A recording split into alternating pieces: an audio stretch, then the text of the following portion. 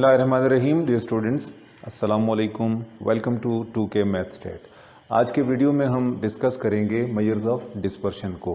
इससे पहले हम मेजर्स ऑफ सेंट्रल टेंडेंसी सीख चुके हैं। इससे पहले वाले वीडियोस में आप गो थ्रू कर सकते हैं उसमें हमने सीखा था कि ये जो सेंट्रल टेंडेंसी है, जो एवरेजेस हैं, ये कैसे कैलकुलेट की जाती है और डिफरेंट एवरेजेस को हमने डिस्कस किया था। एवरेज में एक इशू होता है। सपोज़ एक एग्जांपल से आपको समझाता हूँ कि दो प्लेयर्स हैं,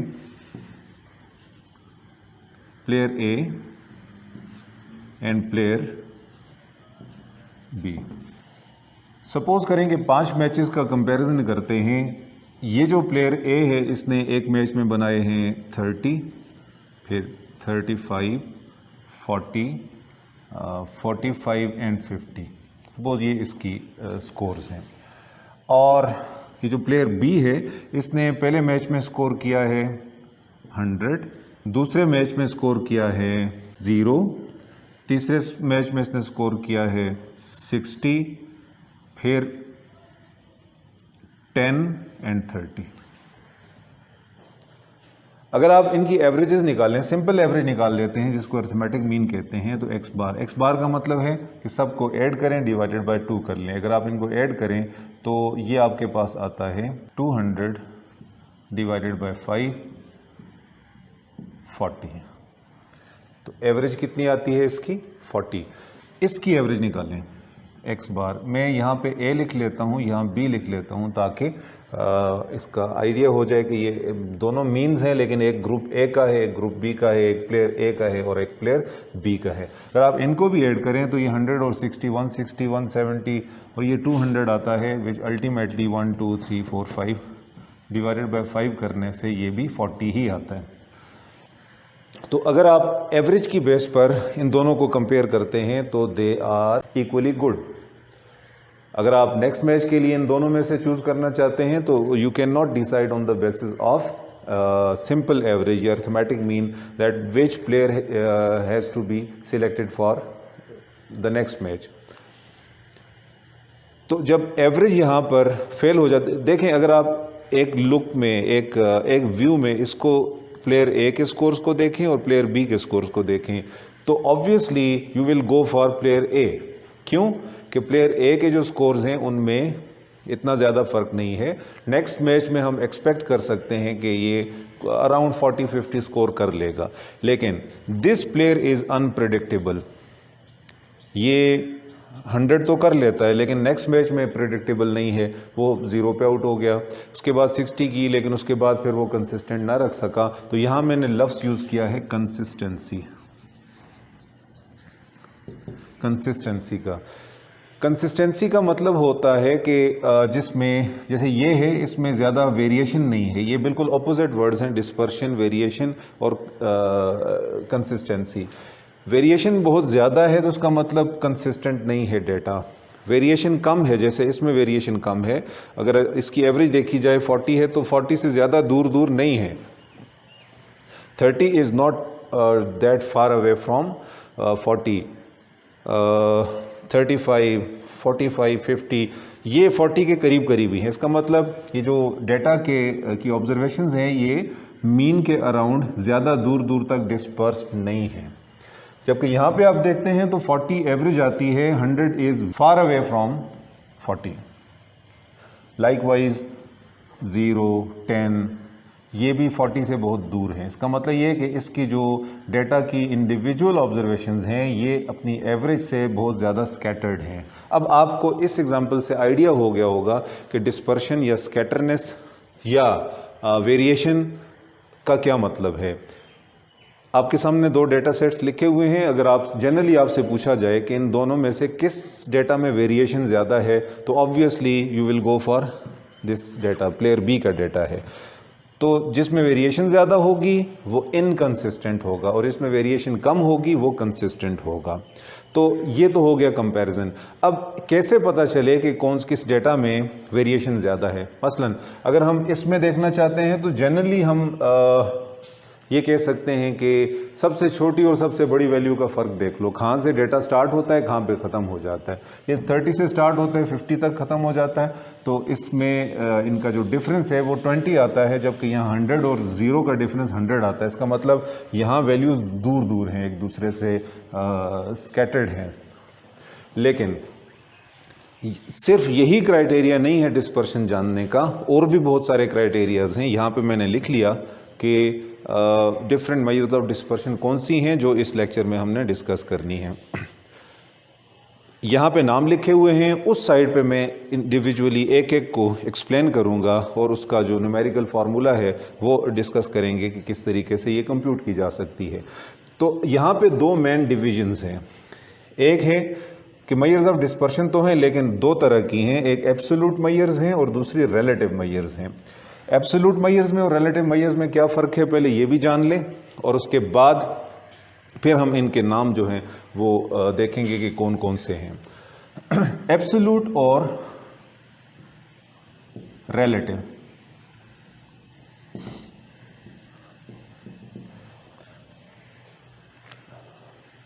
लॉजिकली एब्सोल्यूट और रिलेटिव में फ़र्क सिर्फ इतना होता है कि एब्सोल्यूट मेजर जो होती हैं उनके साथ यूनिट ऑफ मेजरमेंट होता है। मसलन कि अगर आपने मेजरमेंट्स की हुई हैं, सपोज़ मीटर्स में की हुई हैं मेजरमेंट या सेंटीमीटर्स में की हुई हैं मेजरमेंट्स, और जैसे ये डेटा है 30 सेंटीमीटर है, 35 सेंटीमीटर है, 40 सेंटीमीटर है, 45 सेंटीमीटर है एंड सो ऑन। लेकिन ये इंचेस में किया हुआ है, 100 इंचेस, इंचेस, इंचेस, इंचेस। अब होगा क्या, जब आप इसकी एवरेज निकालेंगे तो 40 आएगी। 40 इज ऑब्वियसली इन यूनिट्स, इसका जो यूनिट ऑफ मेजरमेंट होगा वो सेंटीमीटर ही होगा। जबकि प्लेयर बी का या डेटा बी है, अब यहाँ से मैं प्लेयर हटा देता हूँ, डेटा रह गया ये, तो इसकी जो एवरेज आएगी वो भी इंचेस में ही आएगी। अब आप कहें कि जी कंपेयर किया जाए, तो दोनों को डायरेक्टली कंपेयर नहीं किया जा सकता। क्यों? कि यूनिट ऑफ मेजरमेंट दोनों के डिफरेंट हैं। यही होता है कि जब आप डिस्पर्शन की मेजर्स निकालेंगे तो जो मेजर निकालेंगे उसके साथ यूनिट आएगा, या यूनिट आएगा या उसका स्क्वायर आएगा। आप जब दो डेटा सेट्स को कंपेयर करने जा रहे होंगे और दोनों डेटा सेट्स डिफरेंट मेजर्स में कंप्यूट किए गए होंगे, तो फिर दोनों का कंपैरिजन मुश्किल होगा कि किस में वेरिएशन ज़्यादा है, किस में कम है, या कौन ज़्यादा कंसिस्टेंट है, वो डिसाइड करना मुश्किल हो जाएगा। तो उसके लिए फिर हम उसके साथ, जैसे यहाँ रेंज लिखा हुआ है, तो उस रेंज का कोफिशिएंट निकालेंगे, कोफिशिएंट ऑफ रेंज, जिसमें यूनिट ऑफ मेजरमेंट नहीं होगी, जो एक एब्सोल्यूट वैल्यू होगी। एब्सोल्यूट वैल्यू का मतलब ये एब्सोल्यूट प्योर नंबर होगा जिसके साथ यूनिट नहीं होगा। ये मैं आपको रेंज से समझाऊंगा और फिर आप बाकियों के लिए भी आपको समझ में आ जाएगी बात। मैं डेटा लिखा रहने देता हूं ताकि जब रेंज की एग्जांपल करें तो इसी से की जा सके। दो डेटा सेट्स लिखे हुए हैं, प्लेयर के लिए लिखा हुआ था, मैं जस्ट ए और B, data set A data set B कर लेता हूँ। तो पहले मैं इनको थोड़ा सा इनके नाम आपको बता देता हूँ, फिर एक एक करके डिस्कस करते हैं। एब्सोल्यूट मेजर्स ऑफ डिस्पर्शन आएगी, जो सिंपलेस्ट मेजर है वो है रेंज, और रेंज के साथ उसका रिलेटिव मेजर होगा कोएफिशिएंट ऑफ रेंज। इसी तरह मीन डेविएशन, उसका जो रिलेटिव मेजर है वो coefficient of mean deviation. Quartile deviation, coefficient of quartile deviation. अब इनके लिए अलग अलग क्यों नहीं है? क्योंकि वेरिएंस और स्टैंडर्ड डेविएशन में एक लिंक है, जो आगे जाके हम जब इसको डिस्कस करेंगे तो वहाँ आपको बताऊंगा कि वेरिएंस और स्टैंडर्ड डेविएशन में क्या रिलेशनशिप क्या है। इन दोनों की जो रिलेटिव मेजर होगी उसको बोलेंगे कोएफिशिएंट ऑफ वेरिएशन। तो ये तो हो गई measures of variation, measures of, इसके अलावा भी हैं लेकिन ये मोस्ट कॉमनली यूज्ड मेजर्स हैं डिस्पर्शन की, जो हम यहाँ पे इस वीडियो में डिस्कस करेंगे। पहले आते हैं रेंज की तरफ। What is range? By definition range is the difference between maximum and minimum value in a data set. अगर आप इसको वर्ड्स में लिखते हैं तो ऐसे ही लिख लें कि range is the difference between highest या maximum value in a data set and minimum value in a data set. बहुत सिंपल सी मैयर है। अगर आप इसके लिए निकालना चाहते हैं डेटा सेट ए के लिए, तो मैं यहाँ पे निकाल लेता हूँ range of A, data set A, x max minus x minimum. अब इस डेटा सेट में देखें मैक्सिमम ऑब्जर्वेशन कौन सी है, सबसे बड़ी ऑब्जर्वेशन है 50, मिनिमम है 30 एंड अब चूंकि ये मैंने 7 यूनिट जानबूझ के लिखे हैं ताकि आपको रिलेटिव मैयर समझ में आ जाए। 50 centimetres minus 30 centimetres, it becomes 20 centimetre. तो रेंज कितनी आ गई? 20 centimetres. Range data set B की, इसका मैक्सिमम, इसका मिनिमम। मैक्सिमम इस डेटा सेट में ऑब्जर्वेशन है 100 इंचेस और मिनिमम ऑब्जर्वेशन है 0 इंचेस। 100 में से 0 माइनस करें तो 100 ही आता है। अब दोनों को अगर डायरेक्टली कंपेयर करें तो 20 सेंटीमीटर, या अगर न्यूमेरिकली देखें तो ये कम है, ये ज़्यादा है। इसका मतलब इस डेटा में वेरिएशन कम है, डिस्पर्शन कम है, इस डेटा सेट में वेरिएशन ज़्यादा है। लेकिन अब मसला यहाँ पे यूनिट का आ जाता है। You can not directly compare centimetres to inches. अब क्या किया जाए कि दोनों का डायरेक्ट कंपैरिजन हो सके, हमें एक प्योर नंबर मिल जाए जो कंपैरिजन के लिए यूज़ किया जा सके। तो वो है इसकी रिलेटिव मैयर, जिसको बोलते हैं कोफिशिएंट ऑफ रेंज। तो फार्मूला मैं यहाँ पे लिखता हूँ कोफिशिएंट ऑफ रेंज का,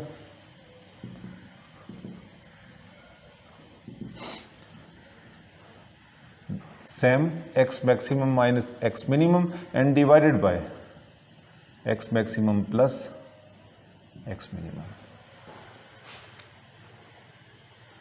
इसमें एडिशन क्या हुई है? इसी क्वांटिटी को हमने इन दो मिनिमम और मैक्सिमम के सम पर डिवाइड भी कर लिया।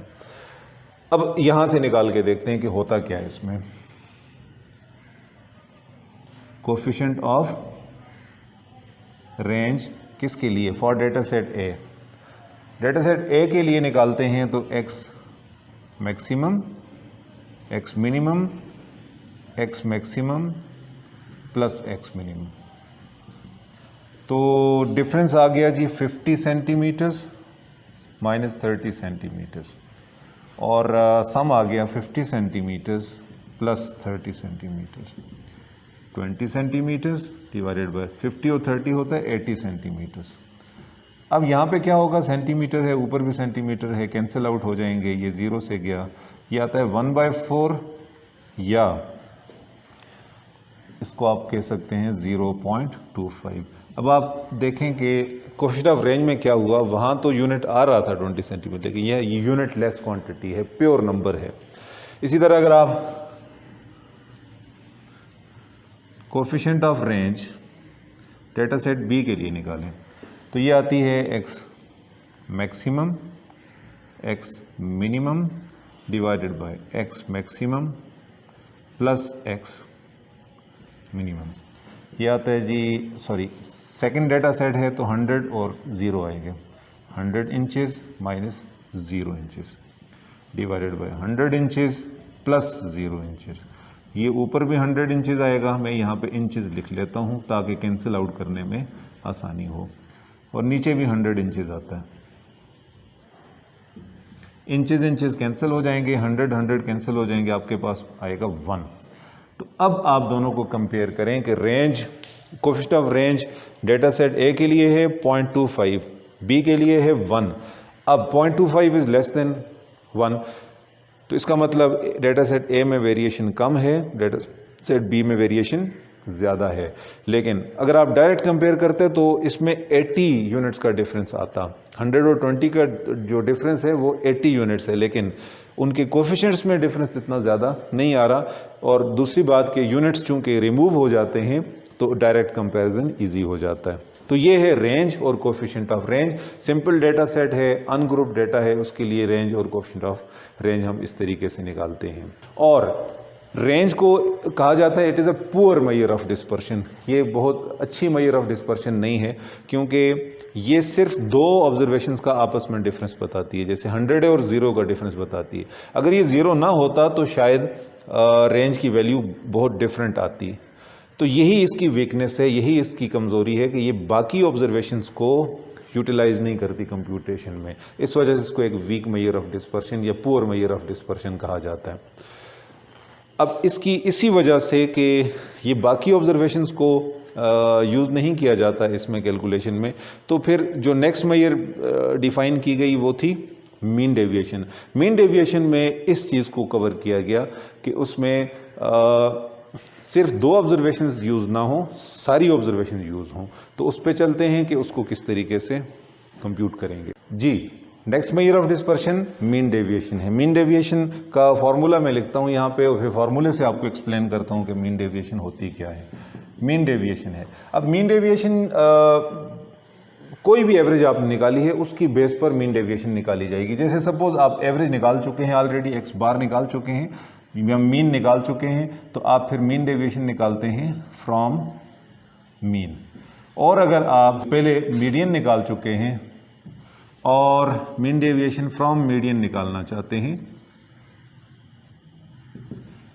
तो कैसे निकालेंगे?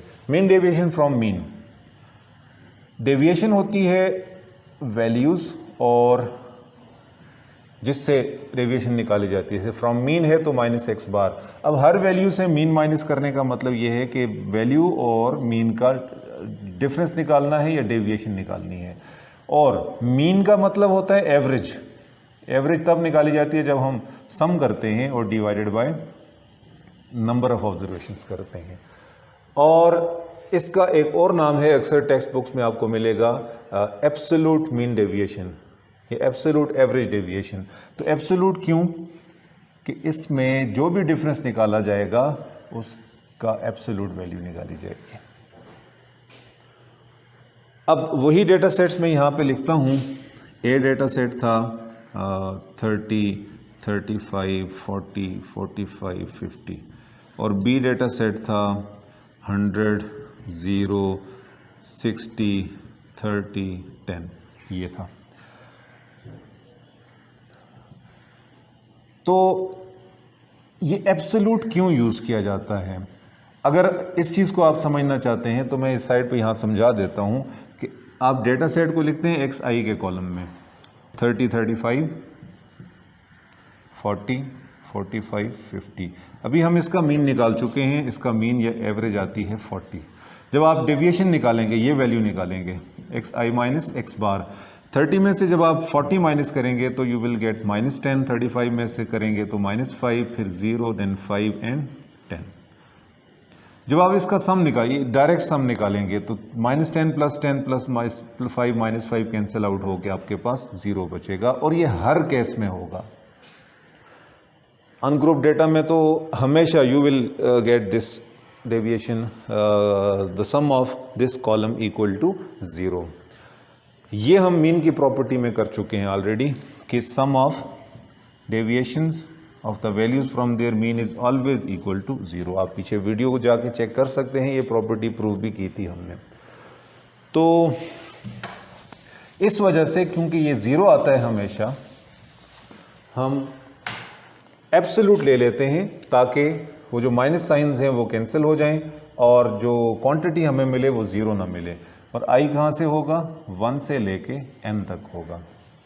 अब इसमें और इसमें फ़र्क ये है कि इसमें एक्स आई माइनस एक्स बार किया हुआ है तो फ्रॉम मीडियन करेंगे तो माइनस मीडियन करेंगे कि चूँकि आप मीडियन पहले निकाल चुके हैं तो आप डेविएशन फ्रॉम मीडियन निकालना चाहते हैं, डिवाइडेड बाय n।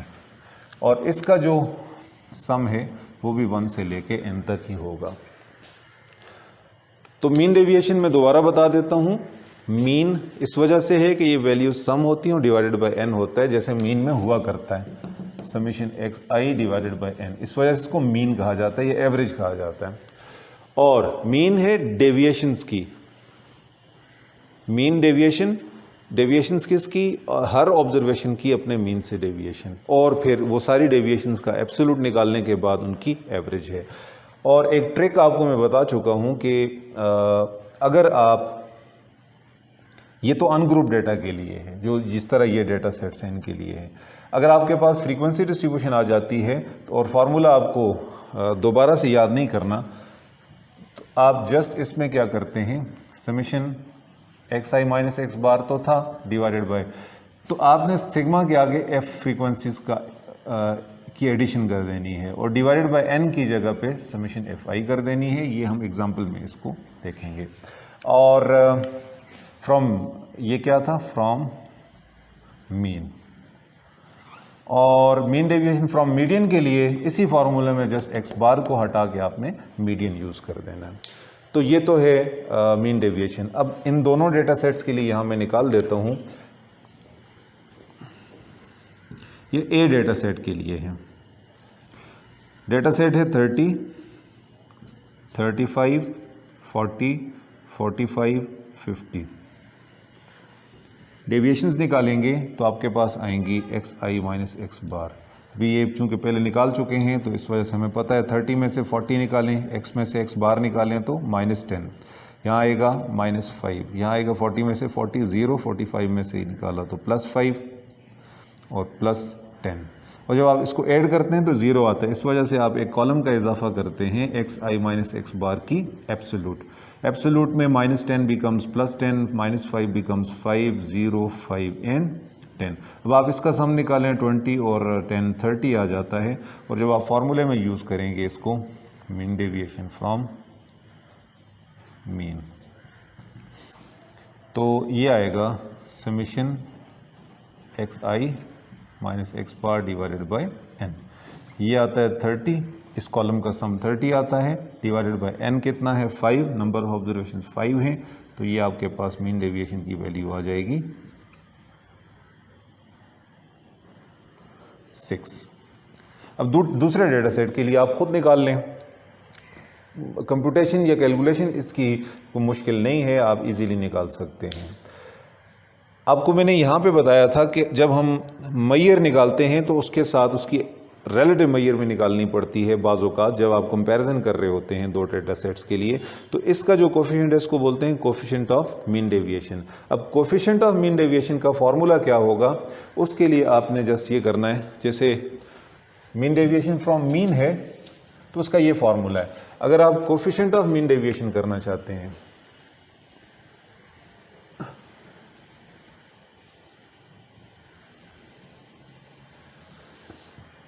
तो मीन डेविएशन जो आप ऑलरेडी निकाल चुके हैं डिवाइडेड बाय मीन, ये होगा कोफिशिएंट ऑफ मीन डेविएशन। जैसे यहां पे अगर आप निकालना चाहते हैं कोफिशिएंट ऑफ मीन डेविएशन, तो मीन डेविएशन जो आप निकाल चुके हैं divided by mean x bar, mean deviation है 6, इसका मीन था 40, 6 को 40 पे डिवाइड करें तो जो भी आएगा वो होगा कोफिशिएंट ऑफ मीन डेविएशन।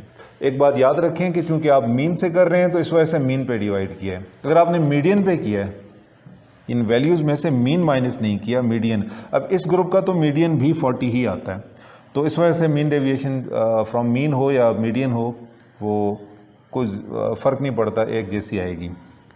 इस डेटा सेट के लिए जो मीडियन आता है वो 40 नहीं आता।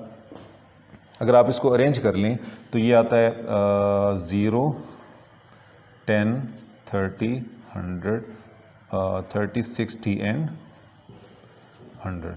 इसका मीडियन आता है 30। अब आप 30 से डेविएशन निकालेंगे तो मीन डेविएशन फ्रॉम मीडियन की वैल्यू डिफरेंट आएगी। और कोफिशिएंट निकालना चाहते हैं तो मीन डेविएशन फ्रॉम मीडियन अगर निकाल चुके हैं तो डिवाइडेड बाय मीन की बजाय डिवाइडेड बाय मीडियन कर लेंगे। तो ये हो गया mean deviation from mean deviation from median.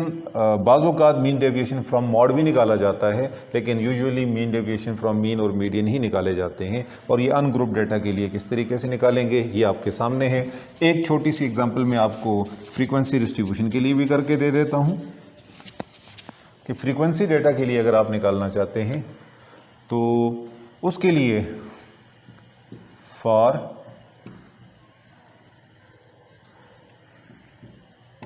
Frequency distribution मैंने अभी आपको बताया कि आपने जस्ट इधर एक्स का इजाफा करना है, बाकी फार्मूला वही होगा, और यहाँ भी एफ का इजाफा करना है, एन की जगह पे समेशन एफ आई का कॉलम तो होगा, समेशन एफ आई निकाल लेंगे। तो अब ये नए फार्मूले बन गए mean deviation from mean for frequency distribution है ग्रुप डेटा। मैं एक ग्रुप डेटा यहाँ पे ले लेता हूँ।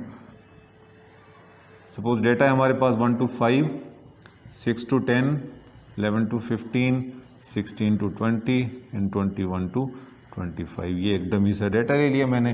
फ्रीक्वेंसीज कोई डाल लेते हैं अपने से 3, 7, 12, 5, 2।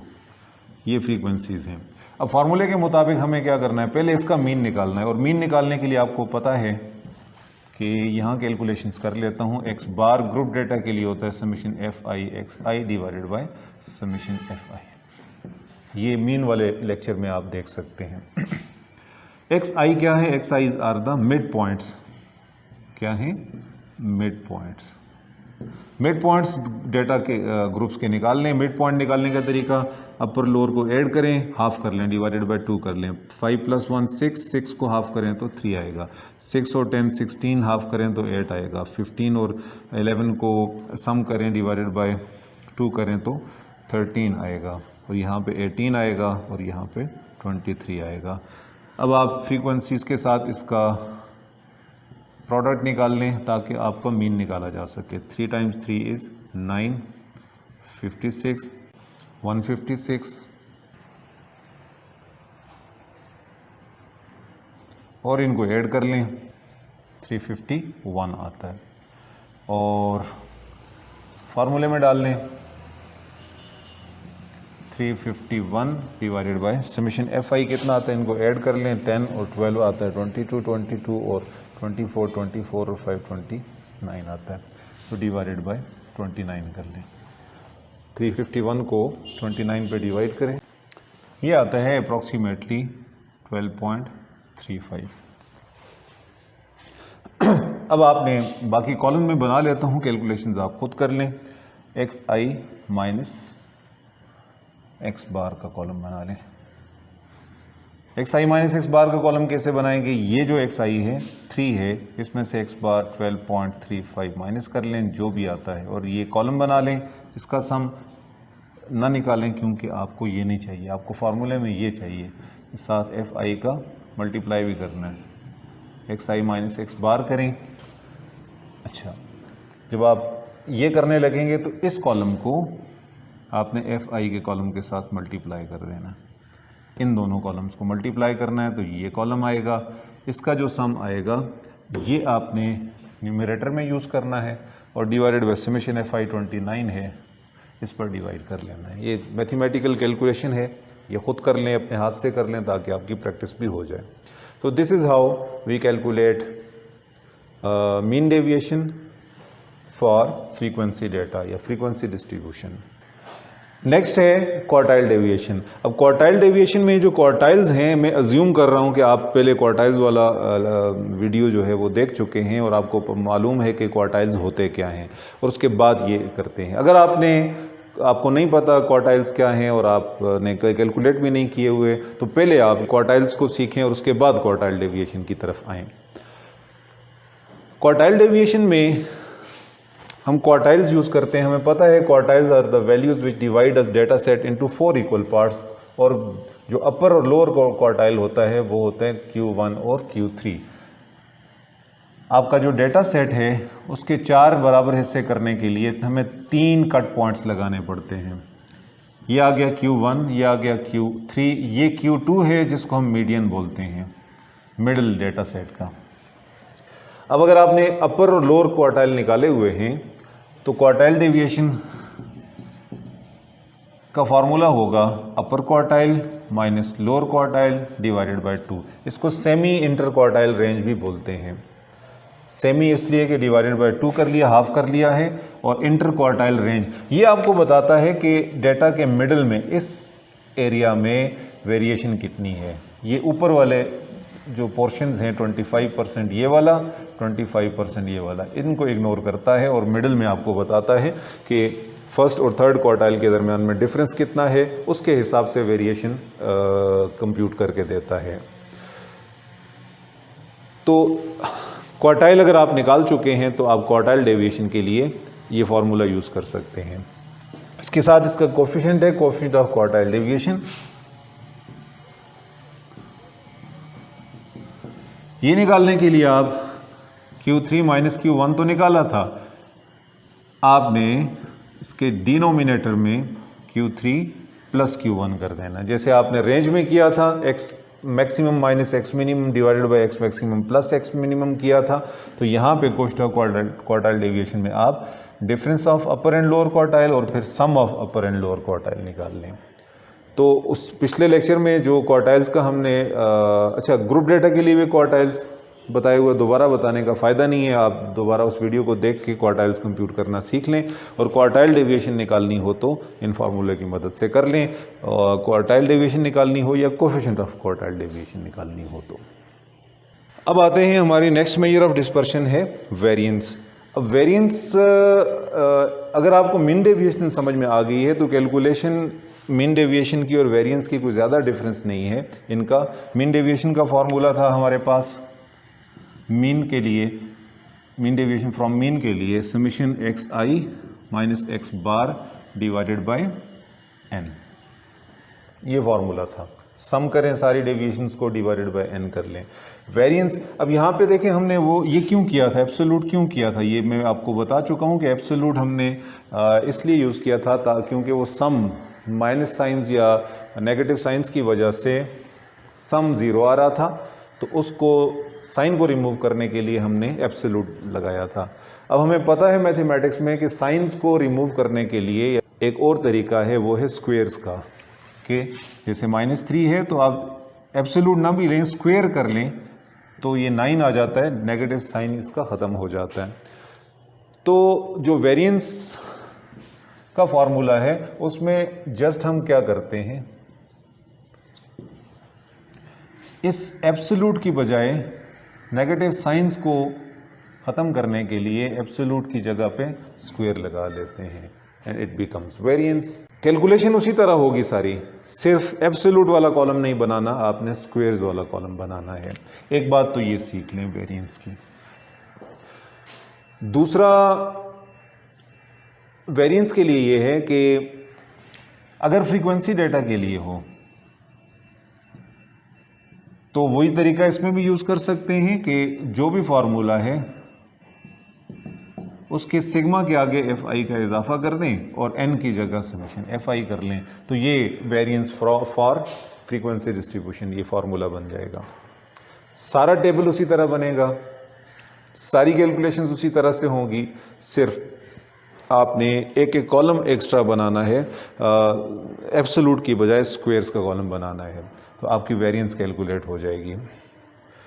और स्टैंडर्ड डिविएशन के लिए भी कोई अलग से कोई नई चीज़ नहीं करनी है आपने। स्टैंडर्ड डिविएशन क्या होता है यहाँ, अच्छा वेरिएंस का मसला ये होता है क्योंकि ये स्क्वायर्स हैं तो जो भी वैल्यू आएगी वो स्क्वायर्ड यूनिट्स में आएगी। जैसे अभी मैंने आपको ए और बी डेटा सेट में बताया कि एक इंचेस में है, एक सेंटीमीटर्स में है, तो ये जो आएगा अगर वेरिएंस इंचेस वाले डेटा सेट्स के लिए आप निकालेंगे तो जो भी वैल्यू आएगी वो स्क्वायर इंचेस में आएगी, इंचेस में नहीं आएगी, यूनिट में नहीं आएगी, स्क्वायर्ड यूनिट्स में आएगी। और सेंटीमीटर्स वाला है तो स्क्वायर सेंटीमीटर्स में आएगा।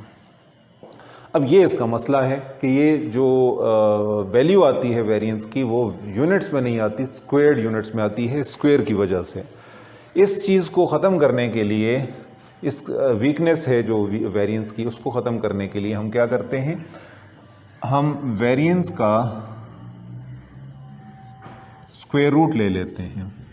स्क्वायर रूट में क्या होता है, स्क्वायर रिमूव हो जाता है, तो इसको बोलते हैं स्टैंडर्ड डिविएशन। तो डिफाइन कैसे करेंगे, डिफाइन करेंगे कि variance is the average of square deviations of the observations from their mean and standard deviation is the square root of variance. Quite simple. और अगर डायरेक्ट अगर आपको स्टैंडर्ड डिविएशन का फॉर्मूला लिखना पड़ जाए तो इसी फार्मूले में आप रेडिकल डाल लें इसका, तो ये स्टैंडर्ड डिविएशन आ जाएगी। तो डेटा सेट्स कोई भी आप ले लें, मैं आपको तरीका बता देता हूँ कि आपने करना क्या है। अनग्रुप डेटा होगा तो आपने एक कॉलम डेटा का कॉलम बना देना है और उसके बाद फिर आपने xi माइनस x बार डिफरेंस का कॉलम बना देना है। मीन निकाल के आप हर वैल्यू में से मीन माइनस कर देंगे, ये हम मीन डेविएशन में कर चुके हैं, उसी पैटर्न पे आपने इसको करना है। फिर आपने स्क्वायर्स निकाल लेने हैं इनके, और जब ये कैलकुलेशन हो जाए तो अब देखें समेशन एक्स आई minus x bar whole square इसका सम और उसको divided by number of observations कर लेंगे। और अगर आपके पास फ्रीक्वेंसी डेटा होगा तो एक स्टेप आगे जाना है, आपने f i into x I minus x bar निकालना है, ये वाली चीज़। और फिर चूंकि यहाँ फ्रीक्वेंसीज भी होंगी एक्स आई के साथ, तो यहाँ पे आएगा आपका समेशन एफ आई, यहाँ पे आएगा summation f i into x I minus x bar. और इन दो ऑब्जर्वेशंस को आपने इनका क्वोशंट निकाल लेना है, डिवाइड कर लेना है, और ये आपके पास वेरिएंस की वैल्यू आएगी। और अगर स्टैंडर्ड डिविएशन मांगी हो तो उसी जो डेटा जो वैल्यू आई होगी उसका स्क्वायर रूट निकाल लेंगे तो वेरिएंस आ जाएगी। ये तो है स्टैंडर्ड डिविएशन, वेरिएंस और स्टैंडर्ड डिविएशन। अब इनका जो कोएफिशिएंट होता है, जो रिलेटिव मेजर होती है, उसको बोलते हैं कोएफिशिएंट ऑफ वेरिएशन। वो भी कोई ज़्यादा बड़ी रॉकेट साइंस नहीं है। कोएफिशिएंट ऑफ वेरिएशन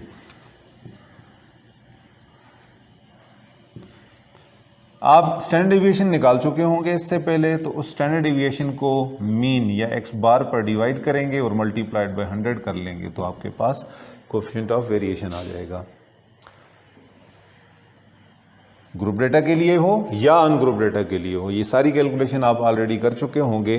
तो जस्ट आपने स्टैंडर्ड डिविएशन और को मीन पर डिवाइड करना है और परसेंटेज में इसको शो किया जाता है। इसमें यह कि कोएफिशिएंट ऑफ वेरिएशन में चूंकि परसेंटेज में होता है तो दो डेटा सेट्स का कंपेयर करना आसान हो जाता है कि एक में सपोज 55% है और दूसरे में 72% है, तो फिर परसेंटेज में कंपेयर कर सकते हैं कि इसमें वेरिएशन कम है, इसमें ज़्यादा है, और ज़्यादा है तो कितनी ज़्यादा है।